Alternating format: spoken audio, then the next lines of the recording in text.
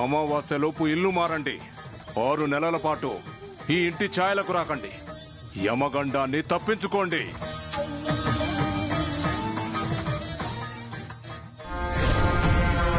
క్షమించండమ్మా, యమగండం ఉన్న ఇంట్లో భిక్ష స్వీకరించడం మాకు అలవాటు లేదు.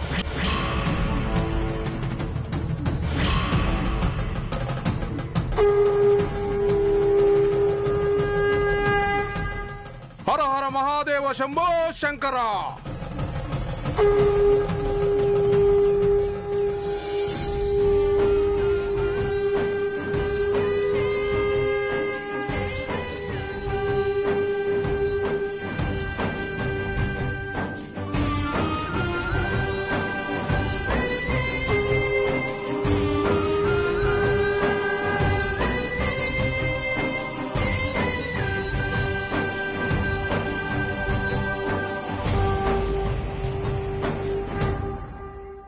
అత్తయ్య మొహమంతా బాధ నిండింది.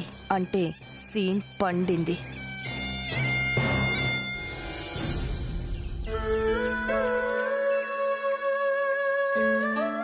మీరు వెంటనే ఇల్లు ఖాళీ చేసి వెళ్ళకపోతే ఈ ఇంట్లో ఉన్న పెద్ద ప్రాణానికి ఖచ్చితంగా ప్రమాదం జరుగుతోంది.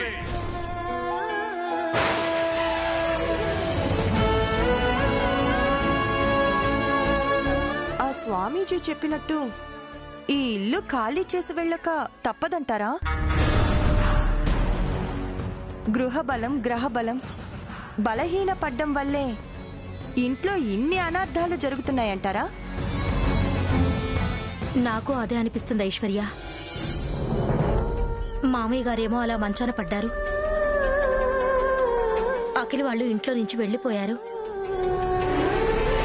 అత్తయ్య గారి ఆరోగ్యం పాడయ్యి హాస్పిటల్లో చేరాల్సిన పరిస్థితి వచ్చింది.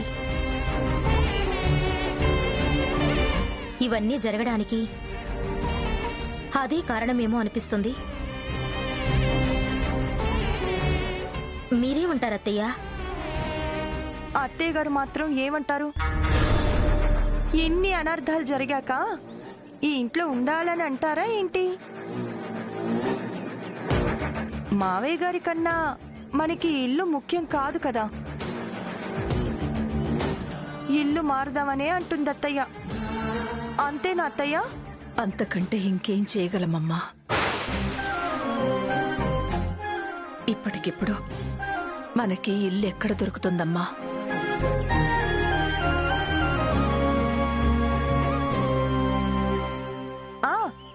మా నాన్నగారి ఫ్రెండ్ రాజశేఖర్ గారి ఇల్లు ఖాళీగా ఉందని విన్నాను.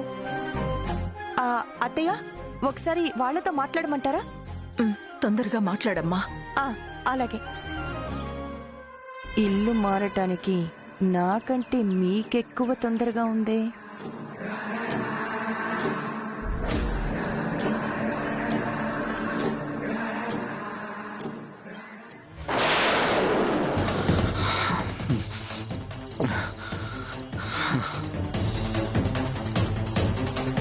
ఏమైంది అఖిల్ బాబు?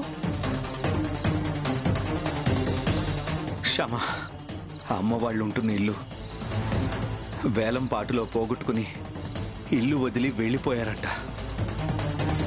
ఎక్కడికి వెళ్లారో తెలియడం లేదు. విచిత్రమైన కల వచ్చింది. అలా ఏం జరగదులే అఖిల్ బాబు. వాళ్ళ ఇంటిని వదిలి ఎక్కడికి వెళ్తారు? మీరు నిశ్చింతగా ఉండండి. లేదు క్షమ, ఎప్పుడు ఇలాంటి కల రాలేదు. ఇల్లు మొత్తం డిస్మాంటిల్ చేస్తున్నట్టు కలొచ్చింది. ఒక పని చేయండి అఖిల్ బాబు, రేపు ఉదయమే ఆ ఇంటికి వెళ్ళి దూరంగా ఉండి వాళ్ళని చూసుకొని రండి. ఇక పడుకోండి.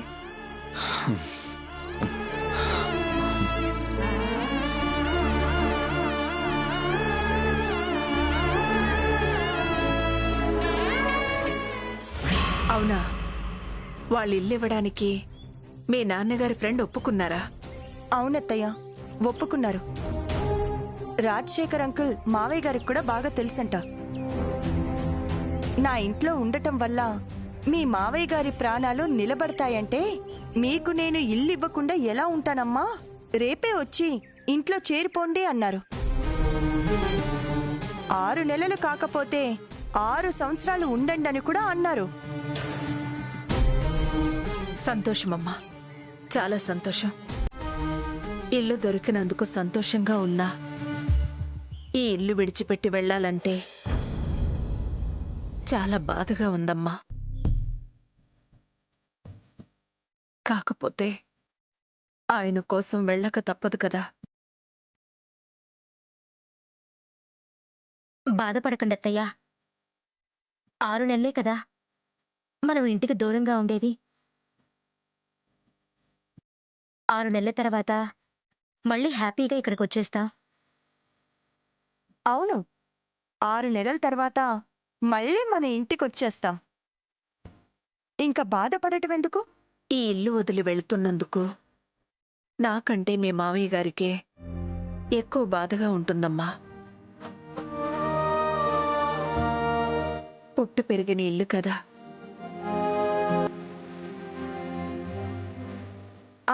అత్తయ్య, ప్యాకింగ్ కంపెనీ వాళ్ళతో కూడా మాట్లాడేశాను.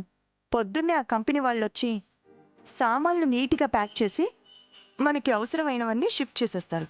ఉమ్.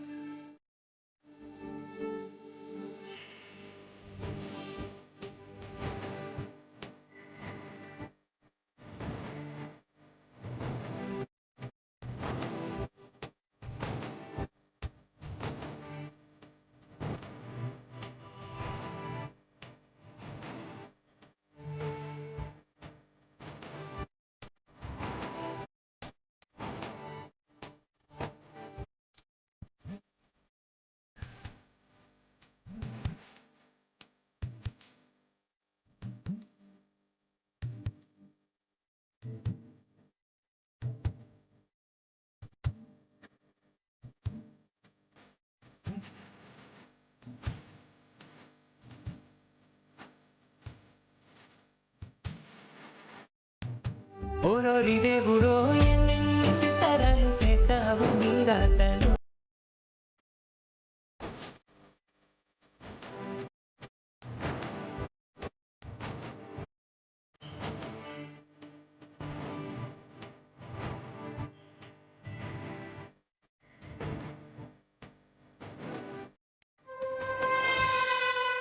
మీ మావయ్య గారి చేత 3 ముళ్ళు వేయించుకొని కొంగు ముడి వేసుకొని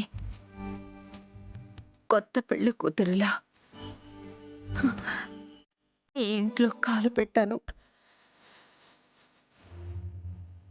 అలా ఈ ఇంట్లోకి వచ్చిన నేను ఇప్పుడు ఇలా అర్థాంతరంగా కాలు బయట పెట్టాల్సి వస్తుంది. బాధపడకండి అత్తయ్య. మావయ్య గారి ఆరోగ్యం కోసమే కదా మనం ఈ ఇల్లు వదిలిపెట్టి వెళ్ళిపోతుంది.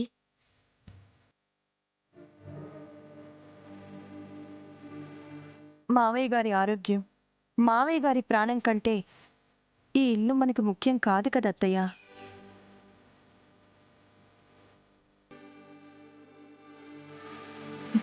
అవునమ్మా, ఆయన కంటే మనకి ఏది ముఖ్యం కాదు. అలా అనుకుంటున్నప్పుడు మీరిలా బాధపడకూడదు. పదండి అత్తయ్య.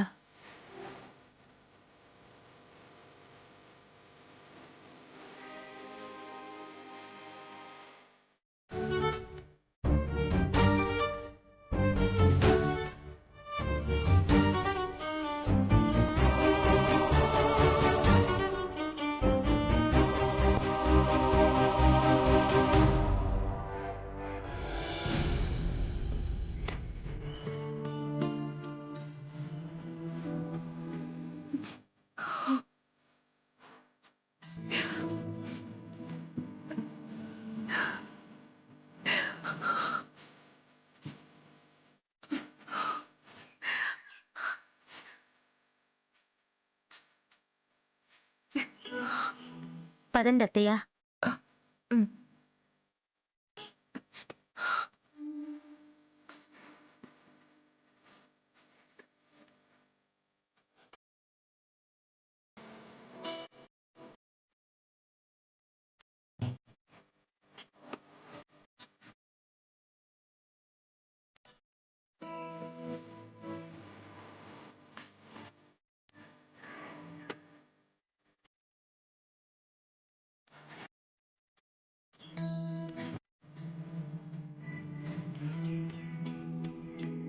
ఐశ్వర్య, అతనెవరు? అతను కొత్తగా అపాయింట్ చేసిన సెక్యూరిటీ గార్డ్. మనం ఎవరం ఇంట్లో ఉండటం లేదు కదా, రోజు క్లీన్ చేయించి ఇంటికి కాపలా ఉంటాడు. మనం ఇంట్లో లేకపోయినా ఇంటిని జాగ్రత్తగా చూసుకోవాలి కదా. మీరు కారులో కూర్చోండి అత్తయ్య.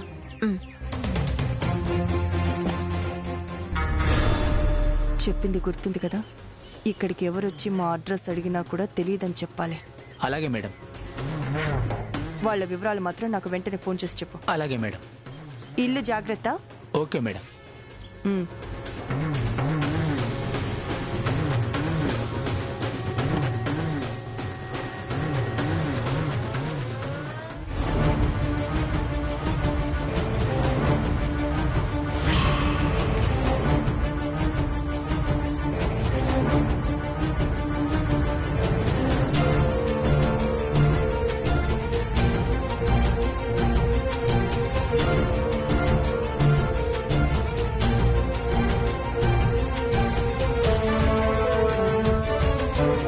ఏంటి ఇంట్లో ఎవరు కనబడట్లేదు?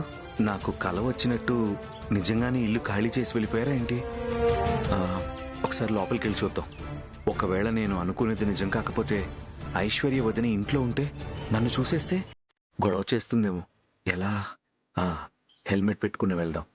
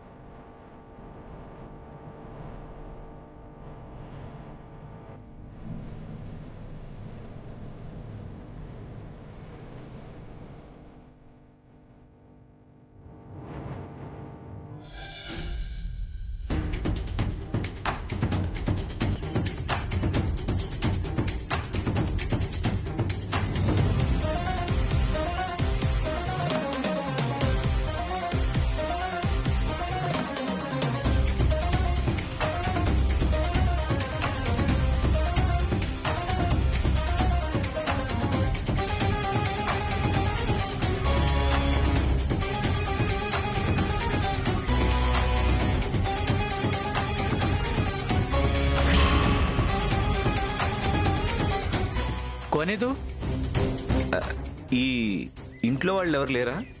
వాళ్ళు ఇల్లు ఖాళీ చేసి వెళ్ళిపోయారు.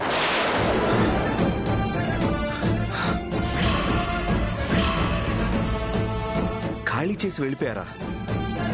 ఎందుకు? తెలీదండి. ఎక్కడికి వెళ్ళారు? తెలీదు. ఇంతకీ మీరెవరు? డైరెక్ట్గా ఇంట్లోకి వచ్చేసారు? ఈ ఏరియా నుంచి ఎవరో రైడ్ బుక్ చేశారండి. జీపీఎస్ పెట్టుకుని వచ్చాను. జీపీఎస్ ఈ ఇంటి అడ్రస్ చూపిస్తేను లోపలికి వచ్చాను. జీపీఎస్ చూపిస్తే డైరెక్ట్గా ఇంట్లోకి అలా వచ్చేయటమేనండి? ఇలా వస్తే నాకు మాట వస్తుంది. ఈ ఇంటికి నన్ను కాపలా పెట్టి రోజు క్లీన్ చేయమని చెప్పి వెళ్ళారు. క్లీన్ చేద్దామని నేను డోర్ ఓపెన్ చేశాను. ఈలోపు మీరు లోపలికి వచ్చేసారు. ఈ విషయం మా ఓనర్కి తెలిస్తే నన్ను ఉద్యోగుల నుంచి పీకేస్తారు. Sorry, I'm extremely sorry. సారీలు ఎందుకులేండి, ముందు మీరు బయటికి వెళ్ళండి.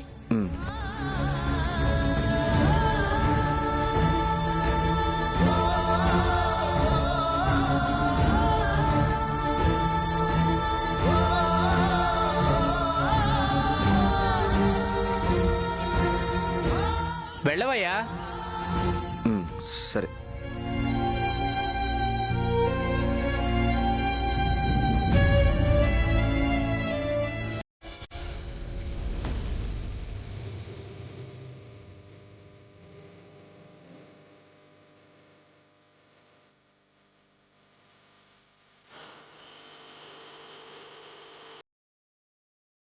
వాళ్ళు ఇల్లు ఖాళీ చేసి వెళ్ళిపోయారు.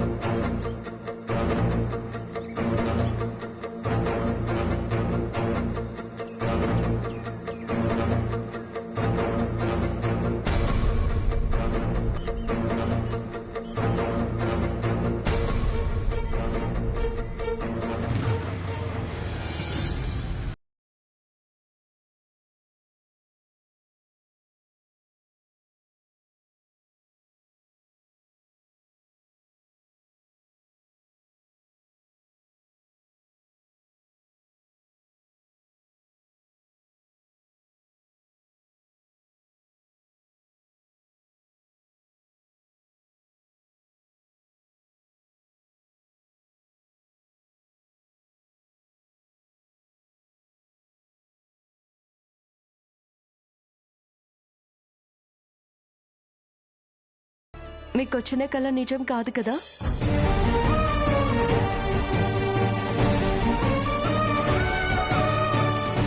ఏంటి అఖిల్ బాబు, ఎందుకంత డల్గా ఉన్నారు?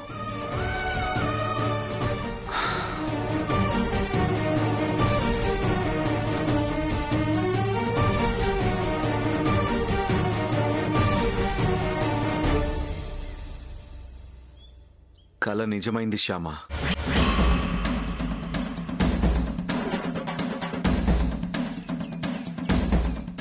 కలలో జరిగినట్టే మమ్మీ వాళ్ళు ఇల్లు ఖాళీ చేసి వెళ్ళిపోయారు. ఇల్లు ఖాళీ చేసి వెళ్ళిపోయారా?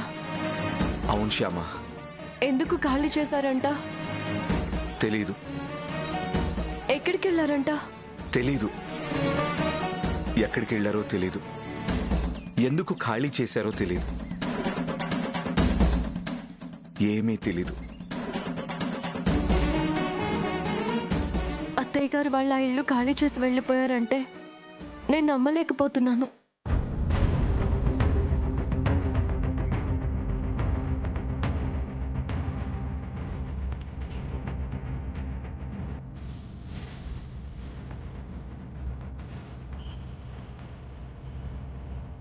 తరతరాలుగా వస్తున్న ఆ ఇల్లు అంటే నాకు చాలా ఇష్టమని అత్తయ్య గారు నాకు చాలాసార్లు చెప్పారు. కొత్త కోడలిగా కొంగుముడితో ఆ ఇంట్లో కాలు పెట్టి కొత్త జీవితాన్ని మొదలుపెట్టాను. నా ఈ జీవితం ఈ ఇంట్లోనే ముగిసిపోవాలి అని ఎప్పుడూ అంటుండేవారు. అలాంటి అత్తయ్య గారు ఆ ఇల్లు మారడానికి ఎందుకు ఒప్పుకున్నారు? అదే నాకు అర్థం కావట్లేదు. నేను అనుకోవడం ఐశ్వర్య అక్క ఏదో ప్లాన్తోనే ఆ ఇల్లు ఖాళీ చేయించుంటుంది. మనం మారువేషం వేసుకొని ఆ ఇంటికి వెళ్ళాం కదా. అత్తయ్య గారు వాళ్ళకి మనం దగ్గరైపోయి తన నిజ స్వరూపాన్ని బయట పెడతామేమోనని భయపడి ఇల్లు మారిపోయి ఉండొచ్చు.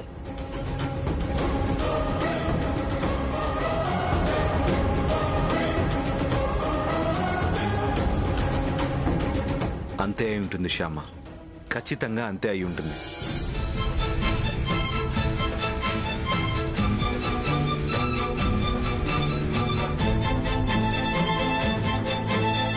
తన బండారం ఎక్కడ బయటపడుతుందో అని మనకి తెలియని చోటికి మమ్మీ వాళ్ళని తీసుకెళ్ళిపోయి ఉండొచ్చు.